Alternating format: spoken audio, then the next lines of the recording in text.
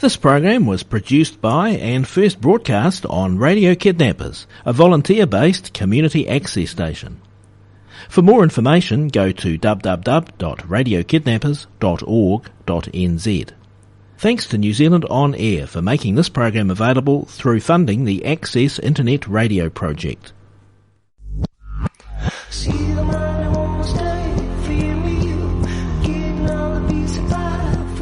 You're tuned to Radio Kidnappers, the voice of Hawke's Bay. This is a program called Real Wealth, and it's our pleasure, as always, to have in the studio Brad McDonald from the Stewart Group in Hastings. How you going, Brad? Yeah, very well, Ken. You?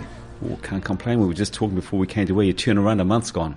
Absolutely. You blink and January disappeared, and then all of a sudden, we're halfway, sort of 2/3 of the way through February as well. So. And we'll be singing Old Lang Syne soon. Yeah, it's almost Easter. That's right. I was in the warehouse last night, and sure enough, the Easter eggs are out, and away we go again. Mind you, can't beat a hot cross bun toasted with real butter on. I'm a little bit partial, I must say. Now, today we're going to be talking about a superannuation, something that I guess we all look forward to, but we dread getting there. Yeah, I think superannuation, we are fortunate in New Zealand that we do have a government-sponsored superannuation scheme, which is excellent. However, for a lot of people, there's some life changes that they go through. They think, hey, 65's the be-all and end-all. If I can make it, then I'm done.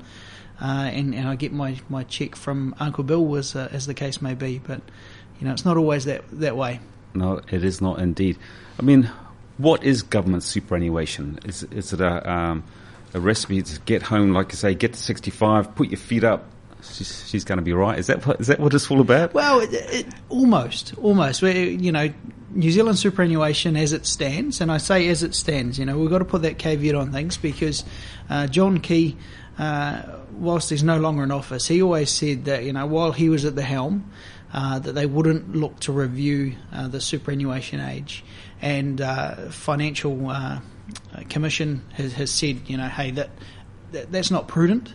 We've got an ageing population, and that we should be looking to extend our superannuation age from, say, age 65 to 66, 67 over time. And other countries around the world are looking to do the same. Sure. But we don't know when. No. So as it stands, hey, you hit 65, you rock on into your local WINS office with the appropriate paperwork, and you can start receiving your weekly or fortnightly payment from the government. I guess maybe the reason that it was 65 is given the good old days when they brought it in, a man worked hard, didn't he? It was hard yakka back then. Absolutely, and I've read somewhere, and so don't quote me on this, but I've read somewhere that when they brought it in, age 65 was not attainable by everyone. That sort of life expectancy at that time was around age 60. Yes. So if you got to age 65, you were doing really well. You deserved that superannuation, yeah. Yeah, whereas now life expectancy is sitting around age 81, 83. Yeah. Slightly older for ladies. So. Well, I mean, look at me. I'm 62, getting on for 63. There's no way I want to retire when I get to 65. I just like to do stuff. And hey, we see that all the time.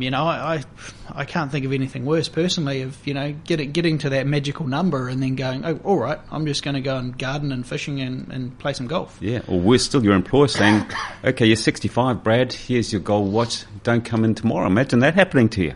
Yeah, well, hey, and that's how it used to be, right? It used to be like that. Yeah, 65. Thanks. Take your check and see you later. So now, certainly workplaces, you just can't beat that experience, and I think a lot of workplaces, just wouldn't be able to find the staff as well. No, exactly. We're fortunate in our office. We've got Don, who, as guru, you've met, right. he's 67, 68, and he's in at work 4 days a week, working as hard as the rest of us. So. Sounds good to me, though, 3-day weekend. Well, we tried to implement that for Don, but he couldn't quite manage it because taking Fridays off was never a good forte for him. So he just takes a couple of half days. Good on him. And gets an early start to the weekend. Okay, how much is the super? I mean, we were joking about it before. Can you live on the super? Is the super enough for a man and a woman to live on?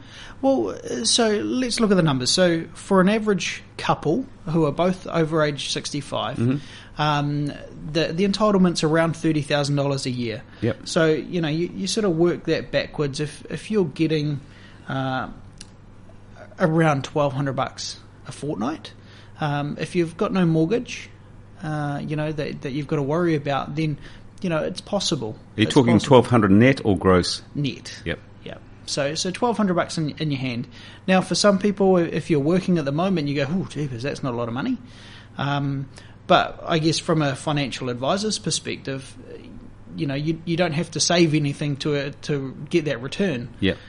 If you wanted a $1,200 a week or $30,000 a year return, you'd need somewhere in the vicinity of $500,000 or $600,000 in the bank. Yeah, exactly right. Yeah. So it is quite generous. But what we are seeing, a lot of people have some capacity to top up their superannuation, so that the superannuation gives them a base level of income, but then they may top up that through, say, KiwiSaver, yep.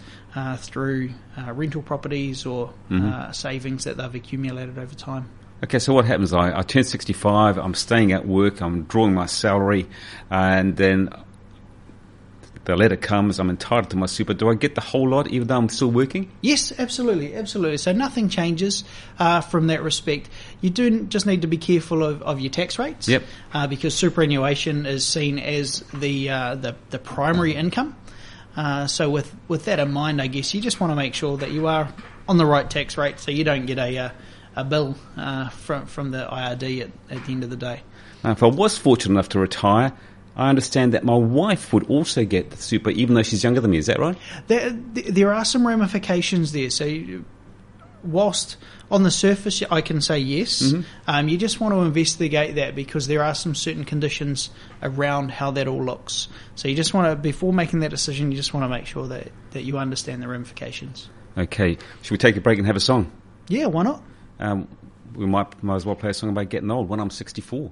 Sounds like a good one. Crikey, that's next year. Here it is.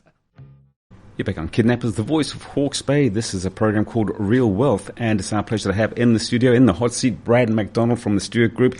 Brad, just remind our listeners before we get back to talking about superannuation, what do you guys do run at the Stewart Group? Yeah, so we're financial advisors, Ken. So we help people with their wealth management, so managing their investments, managing their personal insurances, and also KiwiSaver.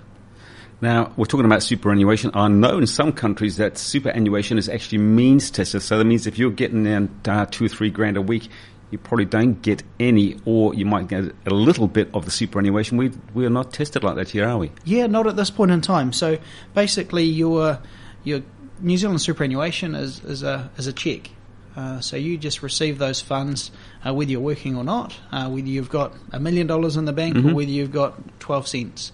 At the end of the day, it's not means tested. So, in some cases that could be seen as a little bit of a see-off for those people who are on lower incomes. However, that's the scenario that we have at the moment. Yeah. Do you see that as a good thing that it's not means tested? I see it as a good thing. Yeah, absolutely. I think there's that common adage, and my grandmother reminds me all the time, that she's paid taxes all her life. So whether she's done well or not, that she should be entitled to that. Now, KiwiSaver and superannuation, how do they fit together? Well, I think, there's a common understanding that superannuation may change. That over the course of time, and there's some examples around the world where superannuation's changing, and that will hopefully be offset by your own personal superannuation savings. And the main method at this point in time is KiwiSaver.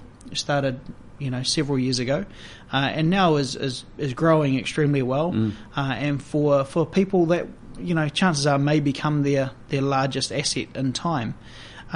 Where it gets important is that obviously when you get to age 65, you don't need to just take it all out of KiwiSaver in a lump sum and go buy that new boat or add the extra room on the house or anything like that. That you can draw that down $100 a week or $500 a month or however that looks to give you that top up, shall we say, to that New Zealand superannuation.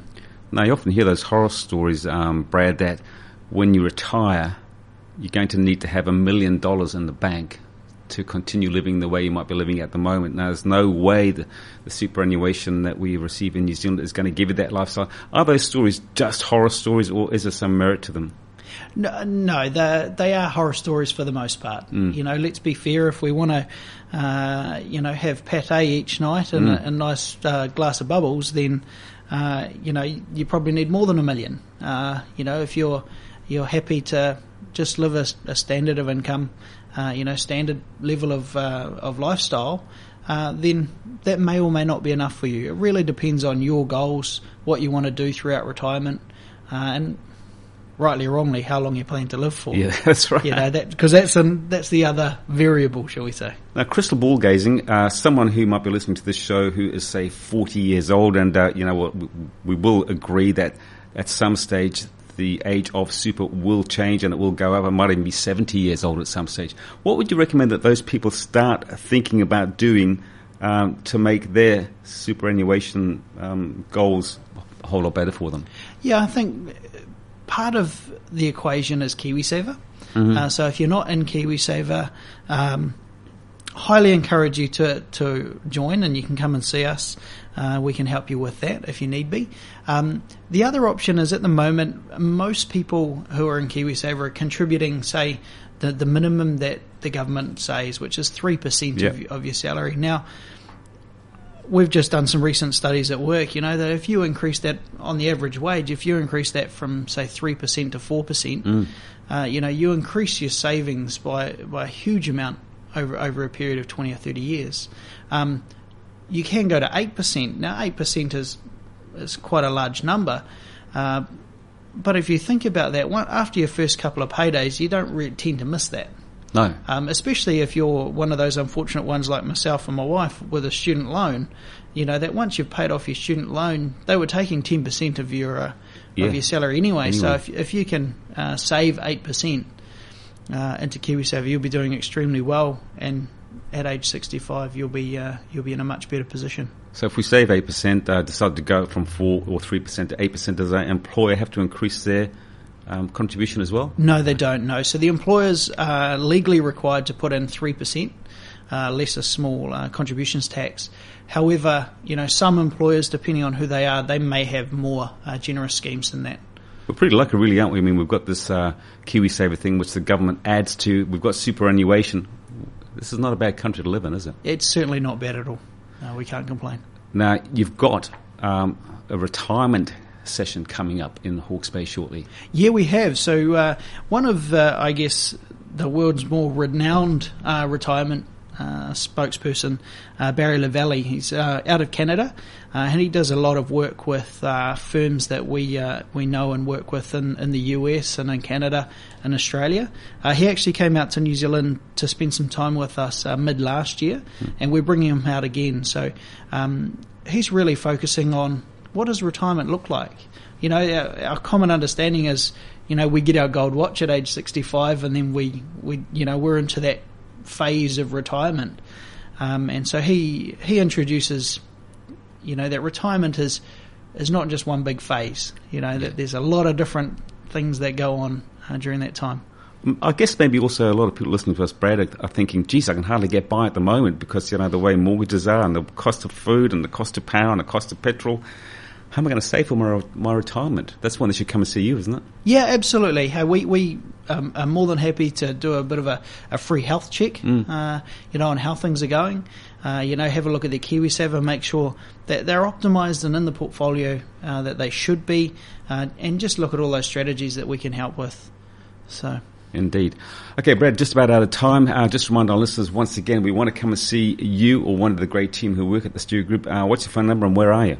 Yep, so we're at 204 Karami Road. You can get a hold of us on 0800 878 961. If you are interested in that seminar we've got with Barry Lavallee, Wednesday the 9th of March out at the Havelock North Community Centre. Doors open at 5. And presentation starts around 5:30, and that's free to anyone who's willing to attend. Another great service from the Stu Group, and just as an aside, we'll be interviewing Barry Lavallee on Radio Kidnappers as well. Absolutely. See, we get all the famous people come here. Good on you, Brad. Talk to you next time. Cheers, Ken. Thanks.